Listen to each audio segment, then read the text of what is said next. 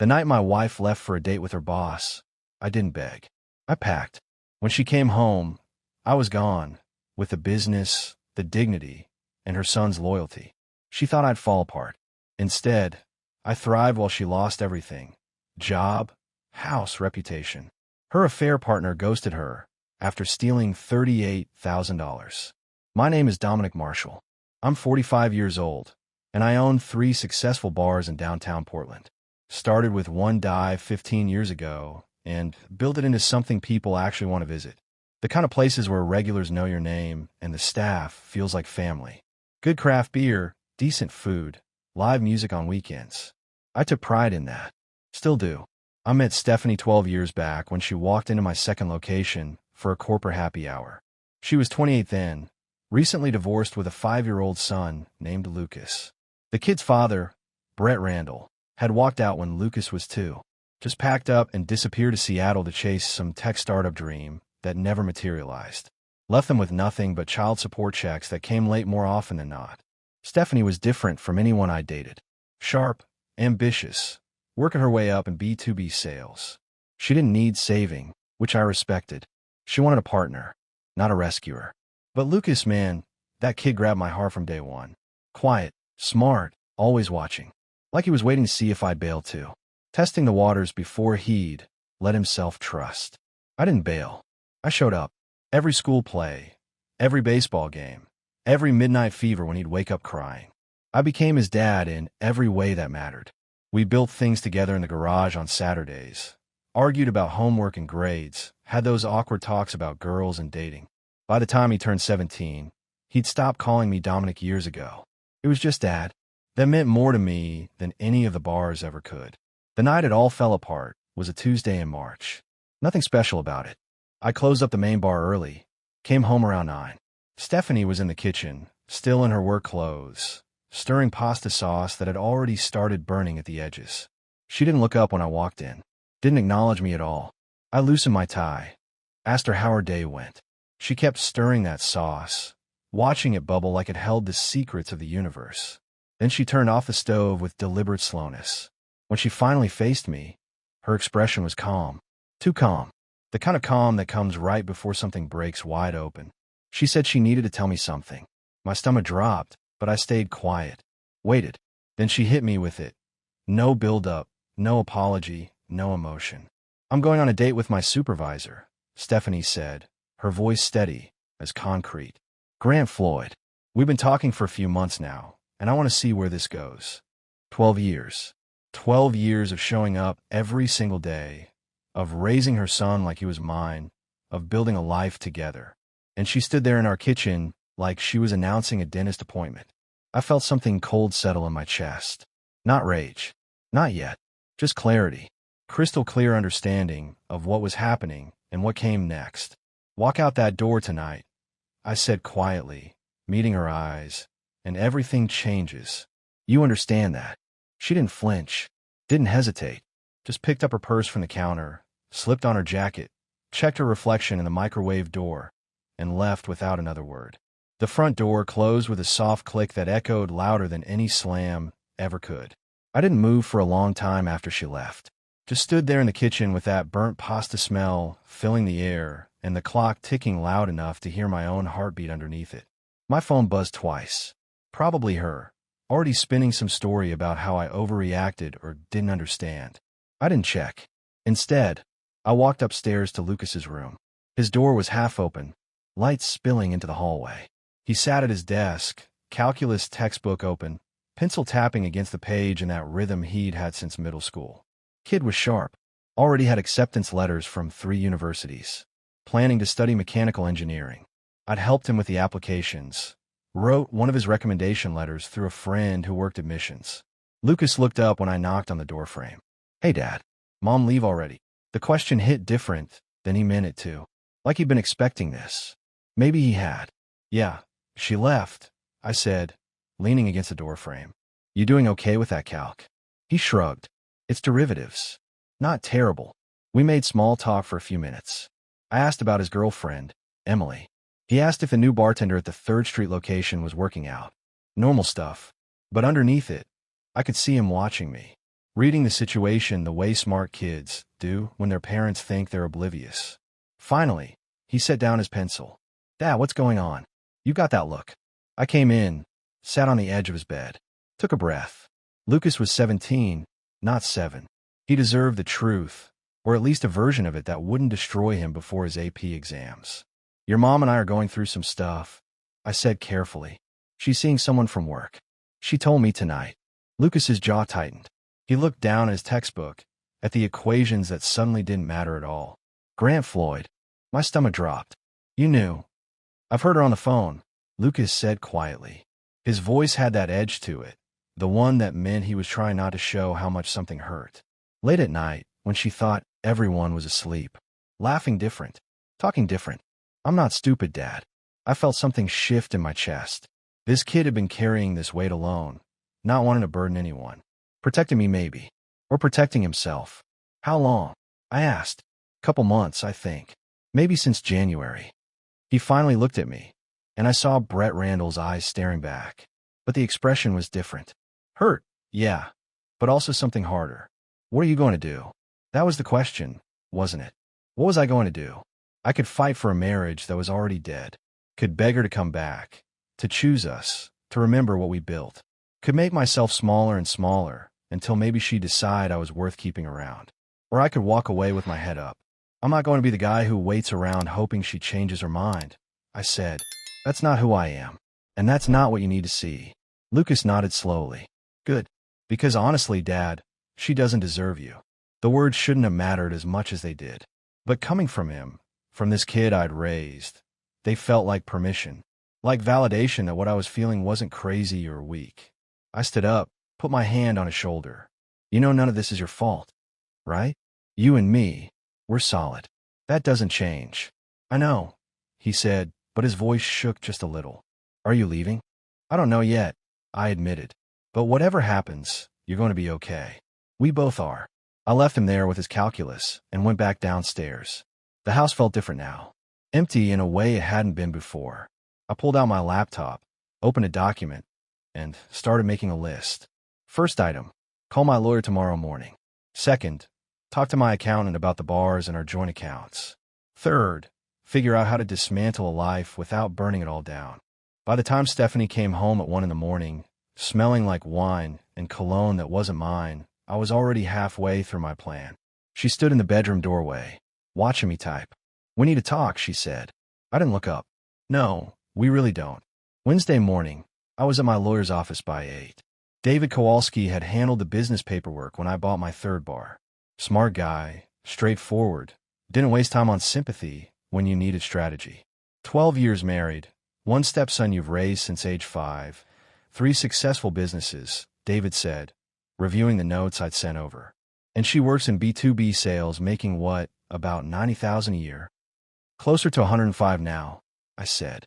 "She got promoted last year. Regional sales manager." David's eyebrow went up. "So she's been out earning you for how long?" 2 years, maybe 3. The bars do well, but I pay myself a modest salary to keep more capital in the businesses. Around $75,000 on paper. He leaned back in his chair, fingers steepled. "Dominic, you know what that means in Oregon, right? Community property state. Given her higher income over the past few years, you could potentially claim spousal support." I thought about this at 3 a.m. while making my list. I could, but I won't. I don't want her money. I want out clean. "Noble," David said. "Expensive, but noble." "What about the bars?" "All 3 were mine before we married.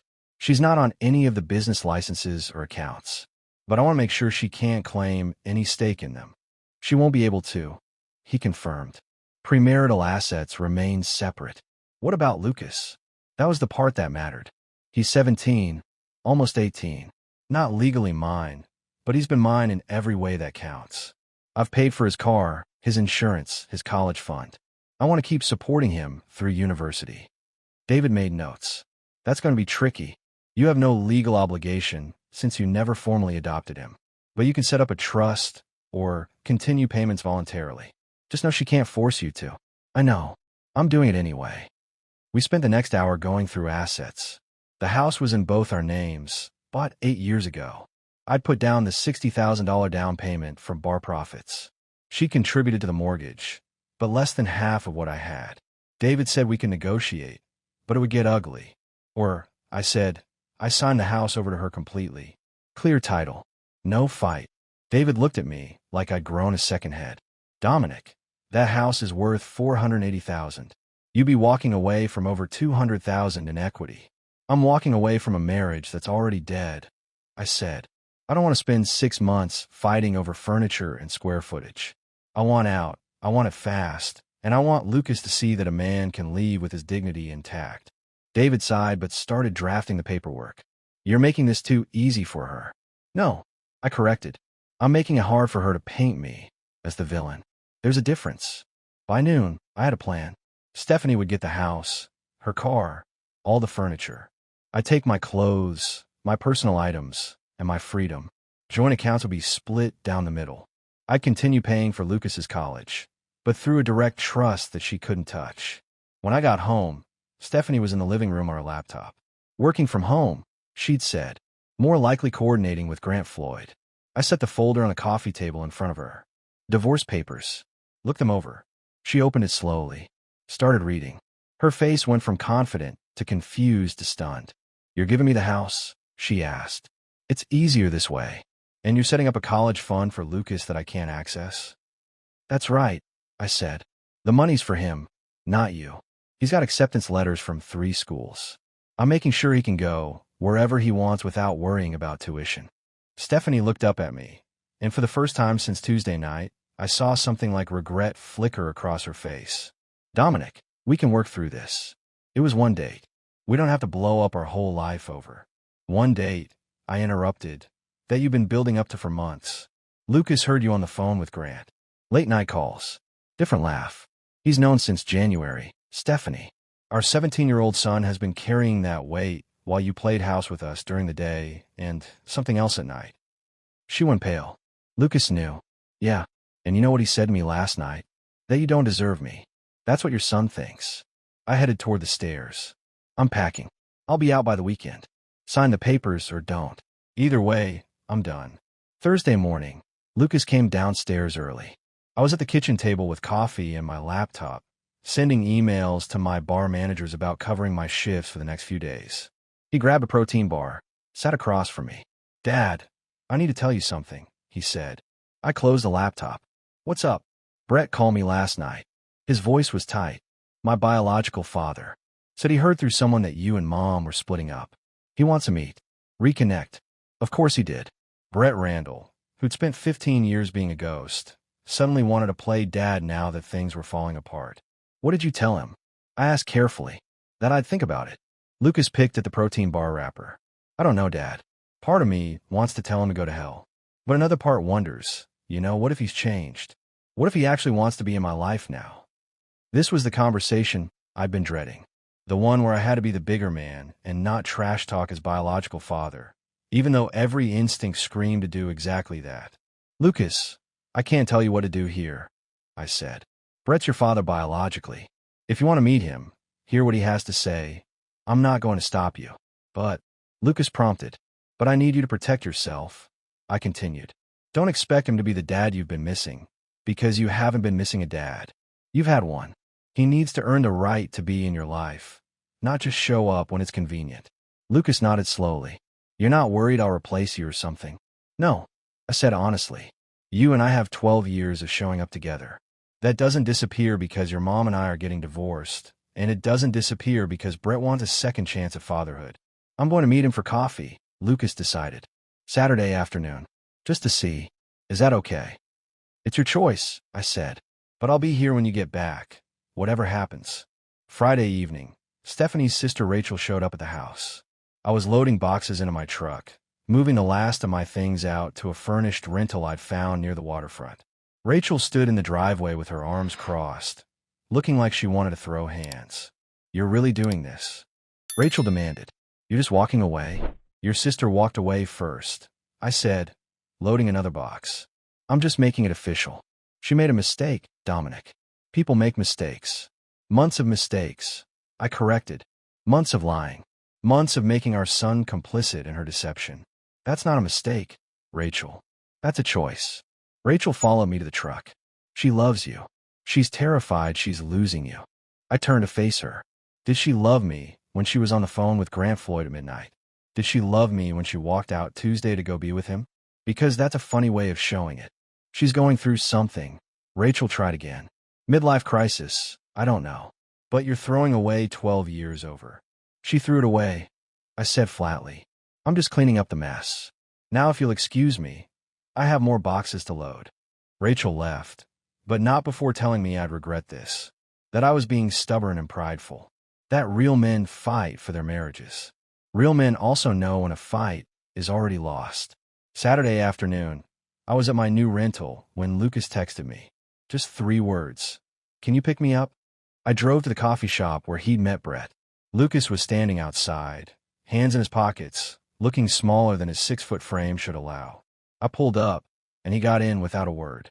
We drove in silence for 5 minutes before he finally spoke. He spent the whole hour talking about his startup. Lucas said quietly, how it's finally taking off, how he's been so busy building something. Asked if I want to come to Seattle for a weekend, see his office. Didn't ask about school. Didn't ask about you or Mom. Just talked about himself.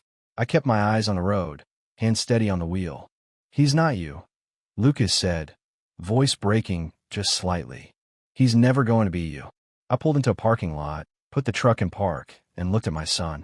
I'm sorry he disappointed you. I'm not, Lucas said, wiping his eyes quickly. Because now I know for sure. You're my dad.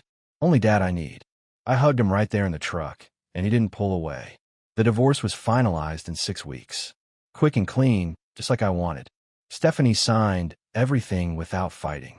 She got the house, her car, half the joint savings. I walked away with my dignity and my bars. And Lucas, though not on paper, was still mine in every way that mattered. What I didn't expect was how fast everything else would fall apart for her. It started with a phone call from my accountant, Jim, 3 weeks after I moved out. He'd been going through the books for tax season and found something off in our joint account statements from the past year. Dominic, I need you to look at these transactions, Jim said over the phone. There are wire transfers totaling about $38,000 over the past 8 months, all going to the same recipient. My stomach dropped. Who? Someone named Grant Floyd. I sat down hard in my new living room. $38,000. Money from our joint account. Money we'd both contributed to, going directly to the man she'd been having an affair with. Can you send me the statements? I asked. Within an hour, I had them. Monthly transfers. $2,000 here, $5,000 there. One big chunk of $8,000 in December, right before Christmas. The Christmas where she'd bought me an expensive watch and told me how much she loved our life together. I called David Kowalski. I need to amend the divorce settlement. It's already finalized, Dominic. She stole $38,000 from our joint account and gave it to her lover, I said flatly. That's marital asset dissipation. I want it back. David was quiet for a moment. Forward me everything. If this is what it looks like, we can file a motion. 2 days later, Stephanie showed up at my bar during the dinner rush. She looked different. Thinner, darker circles under her eyes. She sat at the end of the bar and waited until I had a free moment. We need to talk, she said quietly. About the money. I poured myself a water, leaned against the back counter. Yeah, we do. I can explain. $38,000, Stephanie. You gave our money to Grant Floyd. What's to explain? She looked down at her hands. He had debts. His wife found out about us and hired a lawyer. He needed help with legal fees. I was trying to. You were trying to what? I cut her off. Save his marriage while destroying ours. Using money that was partially mine to fund his divorce from another woman. Several customers glanced over. I lowered my voice. You're paying it back. All of it. I don't have it, she whispered. I took out a personal loan to cover some of it already. And Grant, he's not answering my calls anymore. I stared at her. What do you mean he's not answering? His wife found out about the money. She's filing fraud charges against him. HR at his company launched an investigation. He got put on administrative leave yesterday. He told me we need to stop talking, that I'm making things worse for him. The pieces fell into place. Grant Floyd hadn't wanted a relationship. He'd wanted a safety net, someone to help him manage the fallout of his own mistakes. And Stephanie had been desperate enough to believe she was special. That's not my problem, I said. You stole from me. My lawyer's filing a motion to reclaim the funds. You've got 2 options. Pay me back voluntarily or we do this in front of a judge. Dominic, please. I made a mistake. I know I did. But I can't afford. Should have thought of that before you wired our money to your married boyfriend, I said. Now if you'll excuse me, I have customers. She left without ordering anything. By mid-April, word had gotten around. Small city, smaller business community. People talk, especially when someone like Stephanie Marshall, regional sales manager, gets tangled up in a scandal involving her married supervisor and missing company funds. Lucas came into the bar one afternoon after school, looking troubled. He sat at a table in the back, away from other customers. Mom lost her job, he said when I brought him a Coke. They fired her today. I sat down across from him. What happened? She wouldn't tell me everything. Just that HR investigated Grant Floyd for inappropriate relationships with subordinates. They found out about her, and about 2 other women in the department. Lucas's voice was bitter. She wasn't even special to him, Dad. Just one of several. That was the detail that would destroy her more than anything else. Not being the great love story she'd convinced herself it was. Just being one name on a list.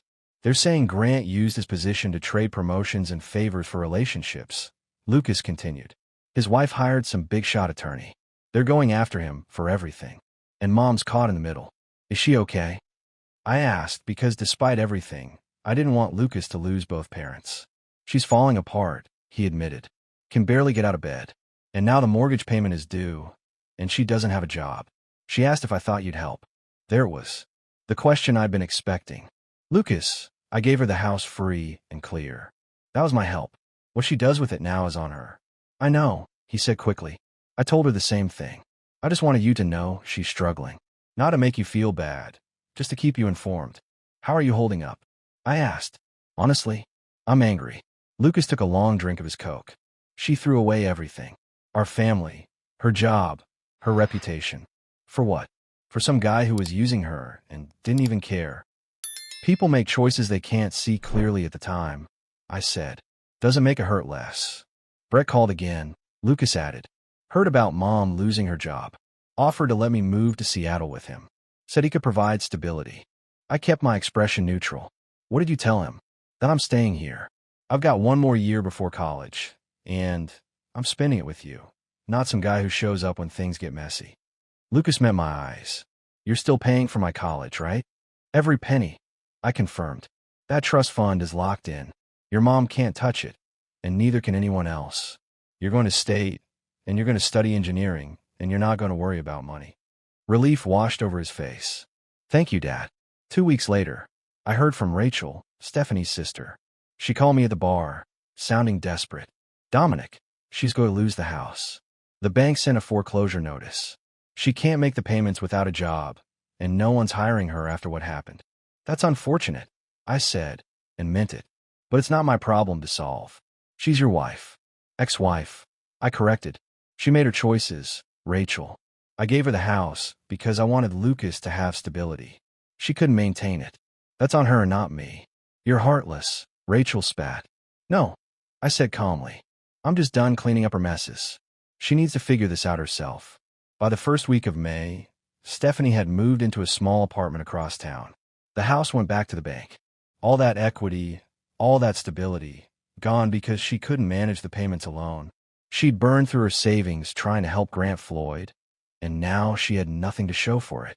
Lucas stayed with me full-time. Officially, it was supposed to be joint custody, but Stephanie didn't fight when he asked to make my place his primary residence. She was too buried in her own collapse to argue. One evening, Lucas and I were closing up the main bar together. He'd been helping out a few shifts a week, learning the business side. Good kid, responsible, nothing like the chaos his mother had become. You know what's weird? Lucas said, wiping down tables. I don't even miss her. Like I know I should. She's my mom. But I look at her now, and I just see someone who threw away everything good for something that was never real. She's still your mom, I reminded him gently. Even when parents mess up, they're still parents. Yeah, but you taught me something, Dad. You taught me that love is about showing up, about being consistent, about choosing people every day, not just when it's convenient. He looked at me. She didn't choose us. So why should I feel bad about choosing you? I didn't have an answer for that. Just pulled him into a hug and let him know he'd made the right call. 6 months after the divorce, I was standing in my third bar watching the Thursday night crowd when an idea hit me. Not just a business idea, but something bigger. Something that could help other men who'd been where I was. Lucas was working the host stand, seating customers with the kind of easy confidence I'd never had at 17.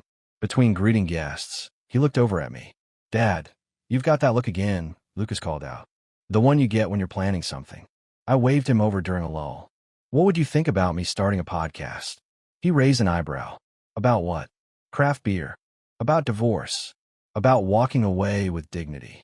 About what it means to be a man when your whole life falls apart and you have to rebuild from scratch." Lucas considered this. "Like sharing your story?" "My story, and other men's stories. I've had so many guys come through these bars in the past few months, sitting alone, looking lost. Divorced, separated, trying to figure out what comes next. They see me managing, and they ask how I did it." I gestured around the bar. "I could reach more people than just the ones who walk through these doors." "Would you talk about Mom?" Lucas asked carefully. "Not a trasher," I said, "but to be honest about what happened and how I dealt with it. Would that bother you?" He thought for a moment. "No. Actually, I think it might help people. You didn't fall apart, Dad. You didn't get bitter or angry. You just moved forward. That's worth sharing." 2 weeks later, I'd set up a basic recording setup in my apartment. Bought a decent microphone, downloaded editing software, watched about 30 YouTube tutorials. My first episode was rough, stumbling over words, too many pauses. But I kept at it. I called it The Quiet Exit, Leaving with Dignity. Each episode, I talk about a different aspect of my experience. The moment I knew it was over. The decision to walk away instead of fight. How I maintained my relationship with Lucas. What it meant to rebuild your identity after being someone's husband for 12 years. The response started slow. 10 downloads the first week. Then 50. Then 300. By the end of the second month, I was getting 5,000 downloads per episode. Men were emailing me, sharing their own stories, thanking me for putting words to feelings they couldn't express. One email stood out. It was from a therapist named Dr. Patricia Holbrook in Seattle. "Mr. Marshall, I've been recommending your podcast to my male clients going through divorce. Your approach to emotional processing while maintaining dignity is exactly what many men struggle to achieve. Would you be interested in being a guest on my therapeutic workshop podcast?" I did the interview. Dr. Holbrook asked thoughtful questions about how I'd managed to stay centered, how I'd protected Lucas from the worst of it, how I'd resisted the urge to destroy Stephanie even when she deserved it. "You went to therapy before you left, didn't you?" Dr. Holbrook asked during the interview. "For about 2 years," I confirmed. "I knew things weren't right. I tried to get Stephanie to come to couples counseling, but she always had an excuse. Too busy with work, didn't think we needed it, didn't want to air our problems to a stranger. So I went alone." "And your therapist supported your decision to leave?"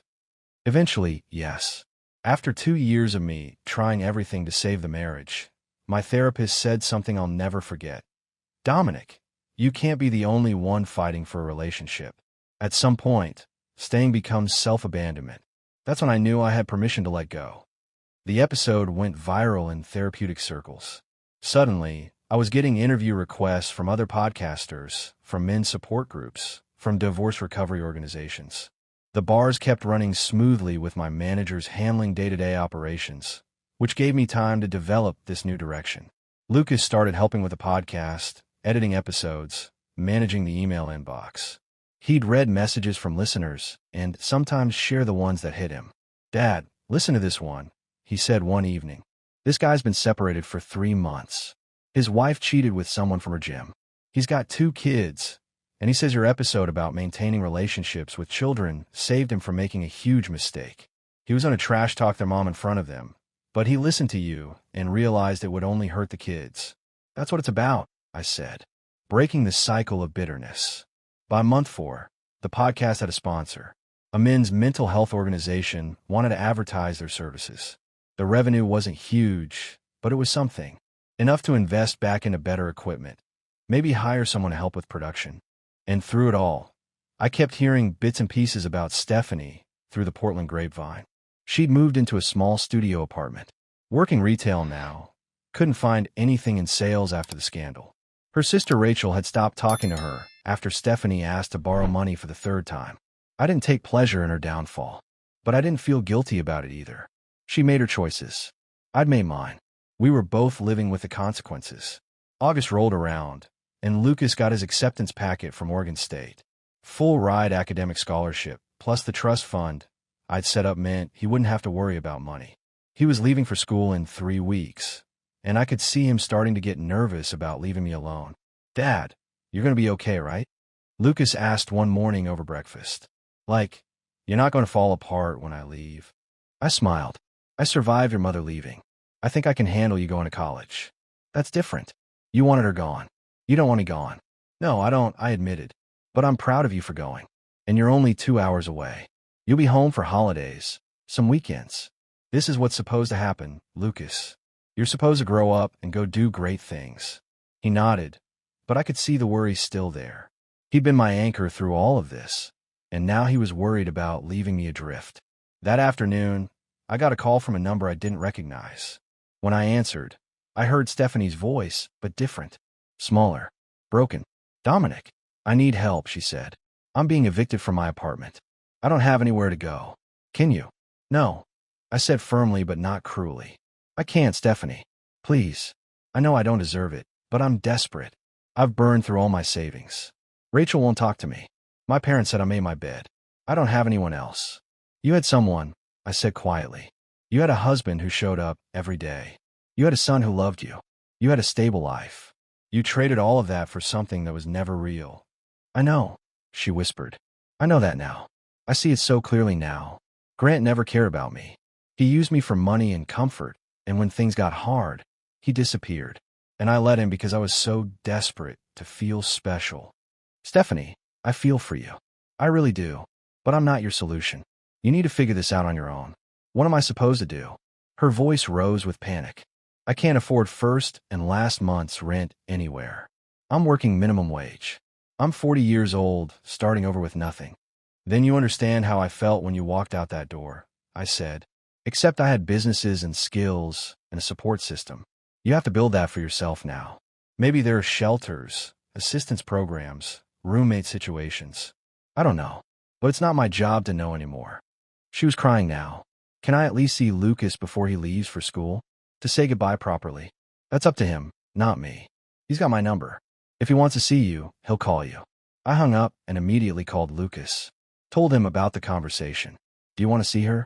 I asked. No judgment either way. Lucas was quiet for a long moment. "Yeah, I think I do.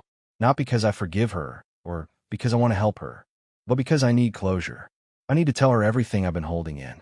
We met Stephanie at a coffee shop 2 days later. She looked terrible. Hair unwashed, clothes wrinkled, eyes hollow. The confident, put-together woman I'd married was gone, replaced by someone I barely recognized. Lucas sat across from her while I stayed at a table nearby, close enough if he needed me, but far enough to give them privacy. I watched my son talk to his mother for 40 minutes. Saw her crying, saw him staying composed, saw her reach for his hand and him pulling back. When they finished, Lucas stood up, said something final, and walked away. He didn't hug her goodbye. In the car, Lucas was quiet for a while before speaking. I told her I loved her because she's my mom, but that I didn't respect her anymore. That she'd taught me exactly what kind of man not to be and what kind of woman not to marry. I told her that Dad showed me what real strength looks like, and it's not about winning or losing. It's about how you handle yourself when everything falls apart. How did she respond? I asked. She said she understood, that she was proud I turned out so well despite her mistakes. And then she asked if you were seeing anyone new. I glanced at him. What did you tell her? I told her it was none of her business, that you'd moved on in every way that mattered, and who you date or don't date isn't her concern anymore. Smart kid. Always had been. 18 months after the divorce, I was invited to speak at a men's wellness conference in Seattle. The podcast had grown beyond anything I'd imagined. 60,000 regular listeners, partnerships with 3 major men's mental health organizations, and a waiting list for my in-person workshops that stretched 4 months out. Lucas was in his sophomore year at Oregon State, thriving in his engineering program. He came home most weekends, still helping edit podcast episodes and manage listener emails. Kid had become my unofficial business partner, and he was good at it. The conference organizers put me up in a nice hotel downtown. 200 men registered for my session titled Dignity in Divorce. The power of the quiet exit. I stood backstage, adjusting my microphone, when one of the organizers approached me. "Mr. Marshall, there's someone here who'd like to meet you," she said. "Says he's a long-time listener." The man who approached was in his 50s, wearing a business suit, looking exhausted but hopeful. He shook my hand firmly. "Dominic Marshall. I've listened to every single episode," he said. "My name's Richard. I've been separated 8 months. Your episode about maintaining relationships with stepchildren saved my relationship with my stepdaughter. Her mother tried to cut me off, but I fought for visitation rights because you showed me it was possible." "How did it turn out?" I asked. "Judge granted me continued contact. My stepdaughter's 13 now, and she still calls me Dad. Because I showed up for the fight, just like you said to." Stories like Richard's had become common. Men reaching out, sharing how the podcast had given them permission to grieve, to rebuild, to walk away from toxic situations without shame. My session that afternoon was packed. Standing room only. I talked for 45 minutes about my journey, about the decision to leave, about building something new from the ruins. Then I opened it up for questions. A younger man, maybe 30, raised his hand. "How did you resist the urge to destroy your ex-wife? To make her pay for what she did?" I considered the question carefully. Because destroying her wouldn't have rebuilt me. It would have kept me tied to her, to the anger, to the past. Walking away wasn't weakness. It was the strongest thing I could do. It said, "You don't get any more of my energy, my time, or my peace." Another man asked, "Do you ever regret giving her the house? That was a lot of money to walk away from." "Not once," I said honestly, "because it bought me something more valuable than equity. It bought me freedom from a prolonged legal battle. It showed my son that a man can be generous even when he's been wronged. And it meant I could start fresh without her shadow over everything I built next." After the session, men lined up to talk to me, share their stories, ask for advice, thank me for giving them a framework for their own exits. That evening, I got a text from an unknown number. When I opened it, my chest tightened. It was from Stephanie. "I heard about your conference, about how successful the podcast is. I'm glad you're doing well. I'm sorry for everything. I'm getting help now. Therapy, like you suggested years ago. Too late for us, but not too late for me. Lucas is a good man because of you. I know that now." I stared at the message for a long time. Part of me wanted to ignore it. Part of me wanted to respond with something cutting. But mostly, I just felt tired of carrying any remaining weight from that chapter. I typed back, "I'm glad you're getting help. That's good. Take care of yourself." Then I blocked the number. Not out of anger, but out of completion. That chapter was closed. The next morning, I flew back to Portland. Lucas picked me up from the airport, and we grabbed lunch at a diner near campus before he headed back to school. Mom texted me too. Lucas said over burgers. Similar message. Apologizing, saying she's in therapy, asking if we could have coffee sometime. "Are you going to?" I asked. "Maybe. Eventually. But not because I forgive her. Because I want to see if she's actually changed, or if she's just lonely." He took a bite of his burger. "How did you respond?" I wished her well and blocked her number. Lucas nodded slowly. "That feels right. Clean break. No loose ends. How's Emily doing?" I asked, changing the subject to his girlfriend. His face lit up. "Good. Really good. She's talking about transferring to state next year. We'll see. You happy, Lucas?" "Yeah, Dad. I really am." That's all I needed to hear. 3 years after the divorce, I stood in a church in Eugene, Oregon, watching Lucas adjust his tie in the mirror. He was 20 years old, halfway through his junior year at Oregon State, and getting married to Emily in about an hour. Yeah, maybe. But when you know, you know. And watching the way he looked at her, the way he planned their future with the same methodical precision I taught him, I knew he'd be okay. "You ready for this?" I asked him. Lucas turned from the mirror, grinning. "Never been more ready for anything." "Emily's it, Dad. She's the one. I'm happy for you, son." He straightened his tie one more time, then looked at me seriously. "Dad, I need to tell you something. Mom asked if she could come. I told her no." My eyebrows rose. "That's your call, not mine." "I know, but I wanted you to know why. It's not because I hate her, or because I'm punishing her. It's because this day is about Emily and me, and about the people who helped us get here. You helped me become the kind of man Emily wants to marry. Mom didn't. She taught me what not to do, and that's valuable too, I guess. But this day belongs to the people who showed up. She's still your mother, Lucas. And I've made peace with that. We have coffee sometimes. She's gotten better, actually. Therapy helped. She's working as a sales associate at a furniture store, dating some accountant she met at church, living a quiet life. But that doesn't change the fact that you're the one who raised me. You're the one walking me down the aisle. The ceremony was simple and beautiful. Lucas stood at the altar looking nervous and excited. When Emily walked down the aisle, his face transformed into pure joy. I sat in the front row next to my date, Catherine, a gallery owner I'd been seeing for about 8 months. Good woman, independent, no interest in moving too fast. We fit. During the reception, Lucas pulled me aside. Dad, there's someone here I want you to meet. He led me to a table where a man in his 40s sat alone, looking uncomfortable. Brett Randall, Lucas's biological father, who tried to reconnect 3 years ago and failed. Brett came, Lucas said simply. I invited him, as a guest, because I wanted him to see what he missed, what he gave up, and what you built. Brett stood up, offered his hand. I shook it. Congratulations on raising a fine young man, Brett said quietly. I know I didn't have anything to do with it, but I wanted to be here to acknowledge what you did. Thank you for coming, I said, and meant it. Lucas had turned into exactly the kind of man I'd hoped he would. Strong, thoughtful, capable of forgiveness without being a doormat. He'd learned from both his parents' mistakes and my consistency, and now he was starting his own family with those lessons built in. During the father-son dance, Lucas leaned in and said, Thank you for choosing me, Dad. For staying when you didn't have to. For showing me what a real father looks like. You made it easy, son. You were always worth it. Later that night, Catherine and I drove back to Portland. She squeezed my hand in the darkness of the car. You raised a good one, she said. I had good material to work with.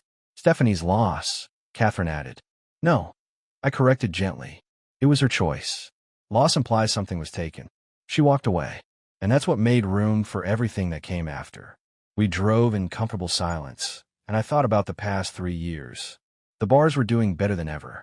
The podcast had become a steady part of my life, helping thousands of men find their way through darkness. Lucas was launched, happy, building his own future. And me? I'd rebuilt from nothing into something solid. Not bitter, not broken, just different. Stronger in ways I hadn't known I needed to be. I pulled into my driveway, and Catherine kissed me goodnight. See you tomorrow? Tomorrow, I confirmed. Inside my house, I made tea and sat on the back deck, looking at the Portland lights. My phone buzzed. A message from Lucas. Home safe. Thank you for everything, Dad. Love you. I typed back. Love you too, son. Proud of the man you've become. And I was. Proud of him. Proud of myself for doing the hard thing 3 years ago. Proud that I'd walked away, quietly instead of burning everything down. Stephanie had destroyed her own life. I'd rebuilt mine. And in the end, that was the difference between us. She'd chased something that was never real. I'd held on to what mattered. The night was quiet, the air cool, and for the first time in years, I felt completely at peace.